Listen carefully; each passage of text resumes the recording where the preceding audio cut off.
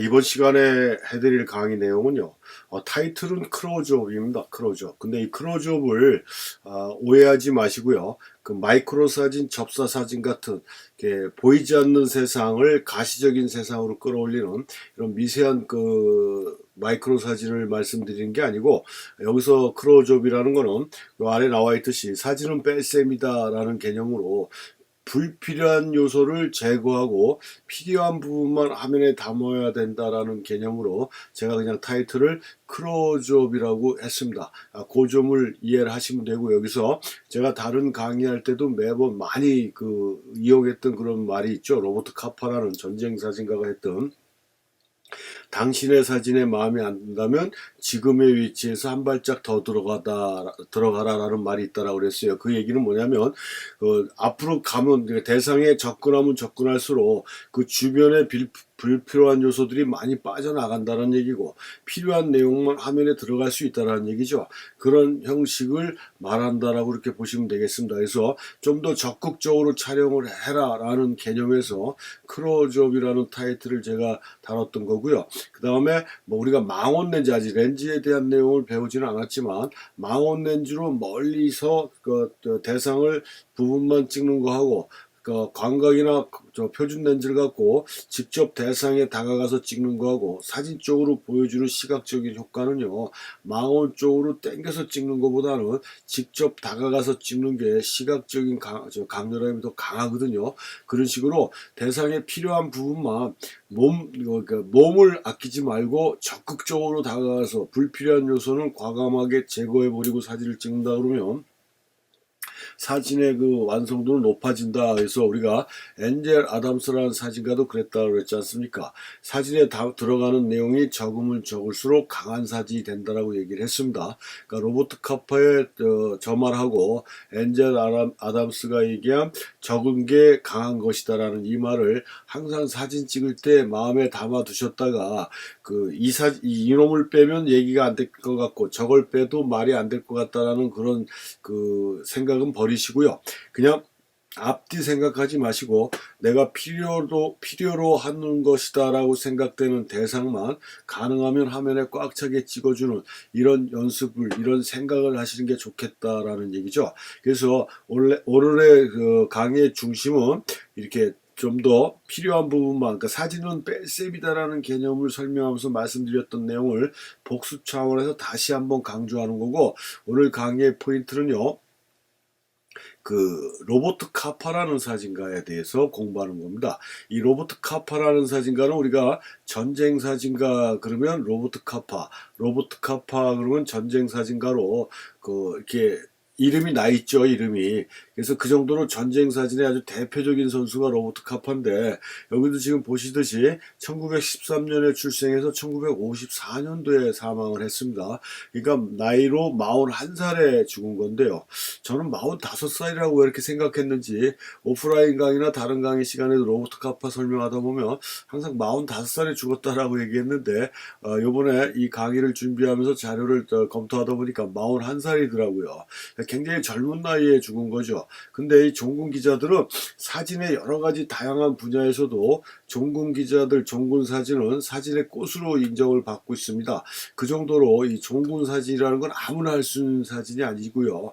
진짜 사진가로서의 특별함, 기자로서의 특별한 사명감이나 직업의식, 또 목적의식이 완벽하지 않으면 누구나 할 수 있는 직업이 아니죠. 우리 같은 사람들한테 이거 하라고 그러면 억만금을 준다고 해도 못합니다. 이 목숨이 죽는 거에 대한 두려움이 강한 사람들은 절대 할 수 있는 일이 아니라는 얘기예요. 그러니까 아무나 할 수 있고 누구나 찍을 수 있는 그런 사진이 아닌 게 이런 종군 기자들이 하는 일이고, 그런 종군 기자들의 대표적인 사람이 사진가가 로버트 카파다라고 이렇게 말씀드릴 수가 있어요. 그래서 이 종군 기자 얘기가 나오면 제가 꼭 생각나는 에피소드라기보다는 좀 이렇게 속이 좀 화가 나는 일이 있는데요. 그게 뭐냐면 1991년도에 걸프전이라는 세계적인 전쟁이 또 있었죠. 근데 그 당시에 걸프전은 뭐예요? 텔레비전에서 생중계하는 전쟁이었어요. 세상이 바뀌어갖고 전쟁도 생중계한다라고 사람들이 굉장히 신기하게 바라다봤던 그런 뉴스나 이런 것들이 지금도 기억이 나는데, 그 당시에 그걸 생중계한 방송이 CNN이라는 방송이었습니다. 그 CNN은 미국에 있는 뉴스 채널이죠. 케이블 채널이라고 볼 수 있어요. 왜 그러냐면 미국이란 나라는 워낙 땅이 크기 때문에 우리나라 같이 뭐 공중파나 이런 게 현실적으로 이루어지기가 굉장히 힘이 듭니다. 그래서 케이블 방송들이 굉장히 일상화되어 있는 그런 그 방송 시스템인데, 그 CNN이라는 방송은 걸프전이 일어나기 전까지는 그냥 미국의 지역적인 그냥 조그만 뉴스 채널이었다는 얘기죠. 근데 걸프전이 일어나서 그 걸프전을 피터 아네트라는 기자가 생중계하면서 이 CNN이라는 게 동네 방송국에서 전 세계 방송국으로 아주 급부상하게 된다는 얘기입니다. 이 특종이나 이런 걸 잡게 되면요, 촬영된 모든 내용, 기사 같은 게 모든 전 세계 그 신문사나 언론 매체로 판매가 되는 거예요. 그게 진짜 속된 말로 부르는 게 갑이거든요. 그 정도로, 그래서 그 언론 매체들이 이렇게 뭐 단독이니 뭐 특종이 이런 식의 말들을 자꾸 많이 하는 이유가 그런 의도에서 있다는 얘기입니다. 근데 불행하게도 그때 CNN의 피터 아네트가 마이크를 잡고 있을 때 우리나라의 기자도 마이크를 잡고 있었어요. 근데 다른 뭐 KBS나 이런 쪽은 기억이 안 나는데, MBC의 이모 여기자가, 제가 실명은 알지만 얘기를 안 하겠습니다. 이모 여기자가 그 마이크를 잡고 그 전쟁이 일어나기 바로 전날 밤에 뭐 폭풍 전야 같다는 등 막 긴장감이 감도는 그런 멘트를 날리면서 자기가 이제 종군 기자로서 그 타이틀도 나왔어요. 종군 기자라고. 그래서 제가 그걸 보면서 야, 여자가 대단하다. 어떻게 저런 데를 여자가 가라 그런다고 갔을까? 굉장히 직업의식이 강한 사람인가 보다라는 식으로 좀 이렇게 굉장히 존경하는 눈으로 뉴스를 들었던 기억이 있었습니다. 근데 그 다음 아침에 일어나니까 우리나라 각종 언론 매체나 신문에 난리가 났죠. 한국 기자 실종이라는 타이틀이 막 떠갖고 난리가 났어요.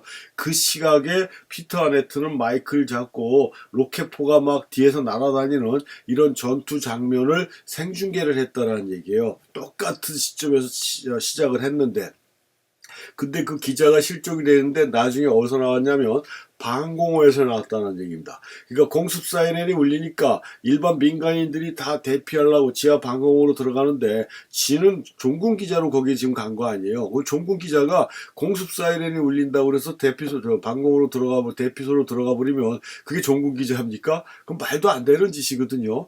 근데 그 여자는 들어갔어요. 근데 피터 아네트는 마이크를 잡고 생중계를 했다는 게 카메라 앞에서. 그러니까 그게 프로와 아마의 차이라고 볼 수 있는 거죠.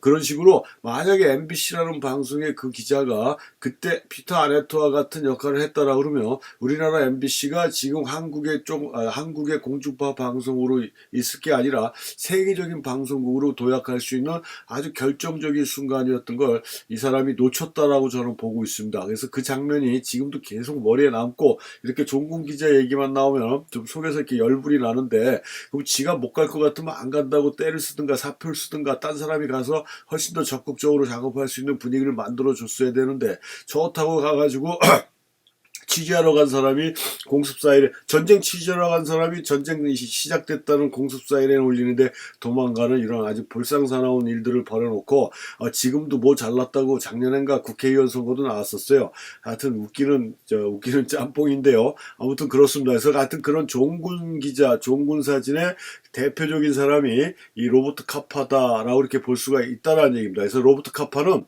그 헝가리 부다페스트에서 태어났어요. 헝가리 출생이죠. 1931년도에 자익학생 운동을 하다가 바이마르 공화국, 베를린이라고 하는 거 보니까 독일 쪽인 것 같아요. 그쪽으로 망명을 해서 거기에 사진 에이전시 겸 통신사 역할을 했던 회사 데포트라는 회사에서 암실 보조원으로 취직을 하면서 이제 사진에 인물하게 됐다라고 이렇게 볼 수가 있습니다. 그러다가 1932년도에 덴마크 코펜하겐에 그 망명해 있던 그 러시아의 혁명가 레프 트로츠키라는 사람의 연설 장면을 최초로 찍어요. 이 사람이 카파의 첫 사진이에요. 이렇게 사진을 찍으면서 사진의 실력을 인정받습니다. 이제 그 동네에서 이제 골목대장 역할을 할 수도 있을 정도로 사진을 인정받는 겁니다. 요 장면의 사진을 찍어갖고 그러니까 그 전에도 뭐 찍었겠지만 그 오픈된 사진, 그러니까 로버트 카파라는 이름으로 올라온 사진, 이게 최초의 사진이다라는 얘기겠죠. 이런 식으로 해서 이제 사진의 그런 기자로서의 사진의 등용문에 이제 올라간 거예요. 올라갔다가 그 히틀러를 피해서 파리로 이주를 했는데, 거기에서 이 로버트 카파의 첫사랑이자 마지막 사랑이 게르타 타로를 만납니다. 근데 이 게르타 타로도 그 기자예요. 그 종군 기자, 이게 보도 기자의 기자였는데, 이 사람을 만나고 또 이 여자의 권유로 이름을 그 로버트 카파로 개명을 합니다. 그러니까 로버트 카파가 원래 본명은 아니었고 굉장히 길어요. 유럽식 이름인데 제가 아주 한마디도 기억을 못하는데 첫 글자도 하여튼 무지하게 깁니다. 그걸 갖다가 로버트 카파라고 이름을 개명을 하자 해서 개명을 했는데, 그 개명한 이유가 원래 본명대로 얘기를 하면은 이 사진값이 막 똥값이 된다는 거예요. 잘 팔리지도 않고.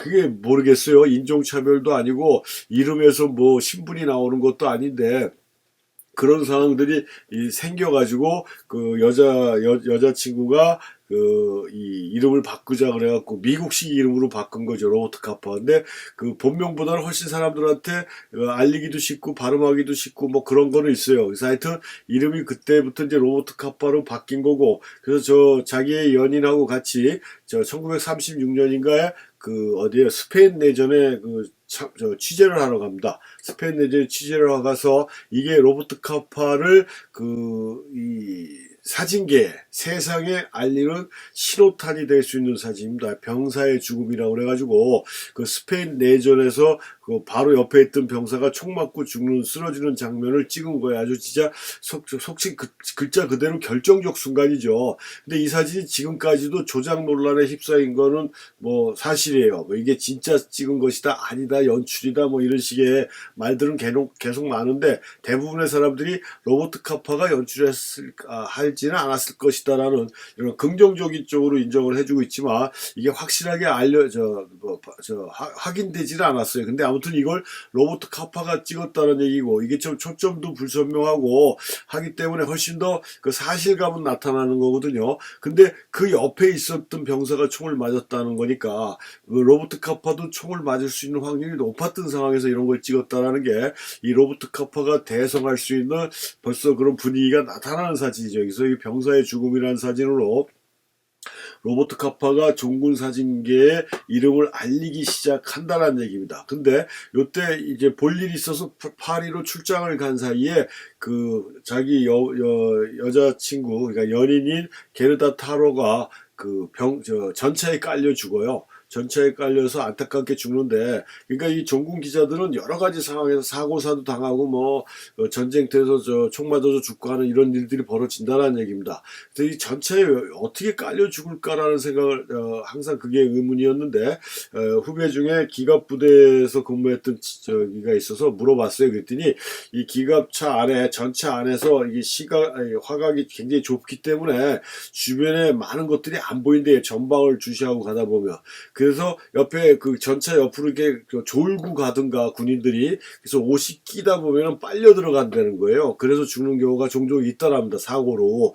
그런 면들이 있대요. 그래서 하여튼 그런 상황에서 죽은 것 같아요. 그래서 좀 안타까운 현실인데, 그래서 하여튼 그렇게 해갖고 이 로버트 카파는 이제 사진계에 아주 확실한 그 발자취를 남기죠. 그래서 이것도 마찬가지 그 당시에 스페인 내전 당시의 사진이고, 요런 상황에서 총 맞고 쓰러지는 장면이었다는 얘기예요. 바로 옆에 붙어 있는 게 로버트 카파였을 텐데. 그래서 요게 이제 카파를 세계 그 종군 사진계에 올려놨던 그런 사진이라고 볼 수가 있고, 또 하나의 그 로버트 카파를 아주 입지를 단단히 굳힌 사진 중에 하나가 이 노르만디 상륙작전이라는 사진이죠. 우리나라 6.25 전쟁이 인천 상륙작전으로 대역전극을 벌였다 그러면 2차 세계대전의 대역전은 노르만디 상륙작전에서 벌어진 건데, 이걸 이제 취재해서 찍은 게 이 로버트 카파예요. 로버트 카파. 근데 이 사진을 찍었던 에피소드가 있어요. 이제 이걸 같이 다시 해안에 상륙하기 위해서 그 배 이름을 제가 항상 모르겠는데 저는 육군이라 해군에 대해서 잘 몰라서 그런지 그 해안으로 들어가는 그 배를 타고 가는데 군인들이 내리지 않습니까? 근데 우리 저 라이언 일병구하기라는 영화를 보신 분들은 아시겠지만 배에서 떨어지기도 전에 막 총 맞아 죽고 팔다리 떨어지고 막 그냥 바다가 바로 피바다가 되잖아요. 그런 현장이거든요. 그런 현장이라 로버트 카퍼는 총 대신에 카메라를 들고 있는 상황에서 못 내리고 뭐 그 인간이기 때문에 누구나 그런 두려움이 있는 거 당연하죠. 근데 군인들이 한번 명령에 움직이니까 뛰어내리지만 이 사람은 자기가 자발적으로 취재하러 나온 거라 안 가도 상관없다라는 얘기죠. 근데 너무 앞에서 많은 사람들이 죽다 보니까 그게 망설여지는 거는 뭐 인간이기 때문에 어쩔 수 없는 도리인데 선임하사가 이 군인인 줄 알고 병사인 줄 알고 겁먹고 못 내리는 거 알고 뒤에서 발로 등을 걷어찹니다. 그래서 얼떨결에 바다에 떨어져요. 떨어져갖고 떨어지자마자 막 찍은 거죠. 그게 엄청난 상황이라는 게 사진상에 다 나타납니다. 흔들리고 초점도 안 맞고 뭐 초점 맞추고 노출 맞추고 할 상황이 어딨겠어요. 요즘 같으면 오토포커스니까 막 찍어대면 되겠지만 그때만 해 다 수동 초점이고 필름도 가득 껴야 되는데 피 튀기고 바닷물 튀기고 뭐 온 정신이 없는데 필름을 갈아 껴면서까지 사진을 찍었다는 것 자체도 대단한 상황이었죠. 이렇게 해서 찍은 사진인데 현존하는 사진이 몇 장 안 되는 게 이 사람이 로버트 카퍼가 그렇게 정신없이 찍고 내륙으로 올라가야 되는데 도저히 못 올라가겠더래요. 그래서 다시 그 모함으로 가는 그 배에 올라타가지고 들어와서 그 암실병이 있었던 것 같아요. 그 암실 조수한테 필름을 맡기고 긴장이 풀리니까 겨울이었고 그냥 쓰러져 잤답니다. 자고 일어났는데 필름이 다 타버린 거예요. 그러니까 암실병이 현상을 해가지고 암실 조수가 난로가 옆에다 드라이 한다고 말려놨는데 그게 열받으면서 쪼그라들어 버린 겁니다. 쪼그라들어갖고 거의 필름을 대부분 다 못 쓰게 됐대요. 몇 노를 찍었는지 정확하게 모르겠지만, 그렇게, 그런 와중에 남은 사진이 지금 이렇게 지금 보여드린 이런 사진들이거든요.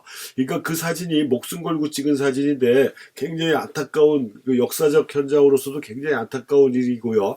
제가 노르만디 상륙작전의 이런 치열한 모습은 로버트 카퍼 사진 말고는 본 기억이 없어요. 그러니까 다른 사람들은 이 정도의 목숨 걸고 찍지 않았다라는 얘기겠죠. 근데 그것마저도 그렇게 불에 걸려서 못 쓰는 필름이 돼버렸다는 거. 그나마 이 몇 장의 사진이 로버트 카퍼를 종군 사진기에 아주 탄탄한 입지를 다지는 역할을 해줬다라는 게 이 노르만드 상륙 작전이고, 그러면 이 로버트 카퍼가 지금 사진에서도 마찬가지지만 왜 이렇게 뭐 전쟁 사진가들이 굉장히 많은데도 불구하고 로버트 카퍼가 그 최고의 위치를 차지하냐면은 이렇게 목숨 걸고 찍는 거예요. 대부분의 사진가들은 자기네 진영, 아군이면 아군, 적군이면 적군, 자기네 진영 쪽에서 작업을 하지만 이 로버트 카퍼는 아군과 적군 딱 가운데서 사진 찍는다는 얘기야. 아군도 아니고 적군도 아니고 가장 치열한 전투가 일어나는 가장 중앙에서 사진을 찍다 보니까 사진 자체가 전쟁의 아픔, 전쟁의 고통, 전쟁의 치열함이 어떤 사진가들보다도 강하게 보여줄 수 있었다라는 얘기죠. 그러니까 로버트 카퍼를 뛰어넘을 만한 그런 사진이 없었다라는 얘기예요. 그러니까 라이프지가 2차 세계대전의 사진을 로버트 카퍼 걸로 도배했다라고 해도 과언이 아닐 정도로 그 정도의 사진을 찍었다라는 얘기입니다. 근데 뭐 꼭 전방에서만 찍은 것도 아니고 이거 후방의 모습인데 이거 공습 사이렌 경보 울렸을 때 모습이거든요. 인간의 그런 좀 약간 재미도 있어요. 이게 뭐 요즘으로 얘기하면 우프라고 그러나요? 우습고도 슬픈 얘기라고 하는데 공습경보가 울리니까 사람은 안 보이면 무조건 안전하다고 생각하는 기본적인 심리가 있지 않습니까? 어디 뭐 완전히 숨을 데도 없고, 그러니까 전부 다 차 밑으로 어디로 그냥 고개만 쳐박아 놓는 거예요. 다 엉덩이를 이렇게 하늘을 쳐다보고 있는데 자기 몸이고 어디 맞든지 다 죽을 건데요. 이런 식의 모습. 공습경보 사이렌 시리즈 사진도 굉장히 많아요. 로버트 카퍼 사진을 보면요. 그래서 이것도 마찬가지 지금 막 급하게 사이렌 울리니까 뛰어가는 거거든요. 그런 긴장감, 초조함이 얼굴에 이렇게 다 나타나 있어요. 이런 형태의 사진들이라든가 아까도 말씀드렸듯이 전쟁터 한복판에서 시가전을 벌이고 있는 이런 모습들인데 포탄만 떨어져 있고 벽이 허물어진 이런 모습의 사진들이라든가 실제로는 이건 지금 총을 쏘고 있는 모습인데요. 제가 이건 확실하지는 않은데 이게 마지막 이렇게 하고 총 맞아서 이 병사가 쓰러져 죽는 장면도 있거든요. 그러니까 이게 마지막 사진이라는 걸로 제가 알고 있어요. 그러고 나서 전쟁이 끝났다는 사이렌을 울렸다라는 소리, 그걸 어렴풋이 제가 본 것 같은데, 아무튼 이게 지금 사격하고 있는 장면이에요. 참호 같은 데서. 그러니까 총알이 막 들어올 수도 있고 수류탄이 들어올 수도 있는 상황 아니겠습니까? 그러니까 이런 상황까지 아주 극단적인 상황에서도 사진을 찍었던 사진가가 이 로버트 카파다라고 얘기할 수가 있어요. 그러니까 그 사진이 그런 사람의 사진이기 때문에 그렇게 빛나는 거고, 이렇게 그 나치, 그 히틀러의 그런 모임 장소까지도 가서 사진을 찍을 수 있었다라는 건 그 연합군 소속의 사진 기자임에도 불구하고 이 정도로 활동 범위가 굉장히 넓었다라는 거. 그러니까 굉장히 위험 요소가 더 많았다라는 거겠죠. 이렇게 적극적으로, 그러니까 네 사진이 마음에 안 드냐, 네가 선 위치에서 한 발짝 더 들어가라는 말이 자기가 몸으로 실천해 보였던 사진가고요. 지금 어수선한 전쟁 사진이지만 어떻습니까? 굉장히 사진은 단순화되어 있잖아요. 불필요한 요소가 거의 없다는 얘기입니다. 그런 면들을 우리가 봐줘야 된다는 얘기고요. 이 피카소하고 로버트 카파는 오래전부터 친분이 굉장히 강했다라고 그랬습니다. 데이비드 더글라스 덩컨 설명할 때 제가 말씀을 드렸잖아요. 데이비드 더글라스 덩컨을 로버트 카파가 피카소한테 소개시켜줘서 덩컨의 사진이 피카소 사진 찍은 사진 중에 가장 잘 찍은 걸로 평가받을 수 있었던 피카소의 그 생활이라는 사진집을 만들어내고, 그래서 근데 로버트 카파도 피카소의 사진을 많이 찍습니다. 그 전쟁이 끝난 상태에서 피카소의 여러 가지 다양한 면들을 많이 찍고 같이 여행도 다니고 그랬던 것 같아요. 이게 자기 아들이에요. 막내 아들인 것 같아요. 마지막 결혼했을 때. 하여튼 이런 모습들의 피카소 모습이라든가 이렇게 찍었고, 요게 이제 그 로버트 카파가 월남전에 가서 죽거든요. 그러니까 1994년인가 93년도에 이 월남에서 전쟁이 일어나는데 그 국지전 형태죠. 우리나라가 참가하고 이 미군이 들어가기 전에 자기네들끼리 지역적으로 프랑스군도 있었죠. 그 프랑스형이었으니까 그렇게 국지전으로 발발했을 때 라이프지에서 연락이 온다는 얘기죠. 전쟁 사진은 당신 같은 사람이 없으니까 가서 좀 찍어달라, 취재해달라 그래갖고 로버트 카파가 오래 쉬었으니까 몸도 근질근질하니까 한 번에 오케이 하고 간 거예요. 갔는데 특별한 사진도 찍기 전에 이렇게 그 월남군들하고 같이 순찰인가 도는 그런 행렬에 같이 가다가 지뢰를 밟고 죽었다라고 합니다. 굉장히 안타까운 상황이죠. 그러니까 제대로 된 사진도 찍지 못한 상태에서 지뢰를 밟고 죽는. 그래서 41살에 명을 달리한 이런 세계적인 전국 기자라고 할 수 있는 사람이 이 로버트 카파라는 얘기예요. 근데 지난번에 배웠던 데이비드 더글라스 덩컨이 그 월남전에서는 굉장히 활약을 많이 했다라고 그랬지 않습니까? 그러니까 로버트 카파의 빈자리를 그 이후의 사진가들이 다 더 열심히 활동을 했던 것 같아요. 그 다음에 저번에도 말씀드렸지만 뉴욕에 가면 인터내셔널 센터 오브 포토그래피라고 해서 국제사진센터라는 게 있다라고 그랬습니다. 이게 그 로버트 카파의 동생이 코넬 카파고, 코넬 카파도 보도사진가인데 자신의 형의 업적을 기리기 위해서 이런 걸 만들고 지금 여기서 사진 교육도 하고 갤러리도 운영하는 이런 그 모임이라고 그랬고요. 또 로버트 카파는 그 마그남이라고 프리랜서 사진 모임, 그러니까 사진가의 협동조합이라고 볼 수 있어요. 지금은 그런 매그넘 같은 단체가 굉장히 많은데 그 프리랜서 사진가 단체를 최초로 구성을 하고 브레송이나 이런 사람들하고 같이 아마 초대 회장인가를 맡은 걸로 제가 알고 있습니다. 이렇게 아주 적극적인 활동성을 갖고 있던 그런 사진가인데 너무 젊은 나이에 명을 달리했던 그런 안타까운 사연도. 그래서 이런 거 당신의 사진이 마음에 들지 않습니까? 지금의 위치에서 한 발짝 들어가세요 라는 말을 꼭 머리에 담아 두셔가지고 자신이 사진 찍을 때 과감하게 적극적으로 대처할 수 있는 그런 방법을 찾아보시면 여러분들 사진의 완성도도 상당히 지금보다도 많이 좋아질 것이다 라는 걸 강조하면서 이번 수업은 마치겠습니다.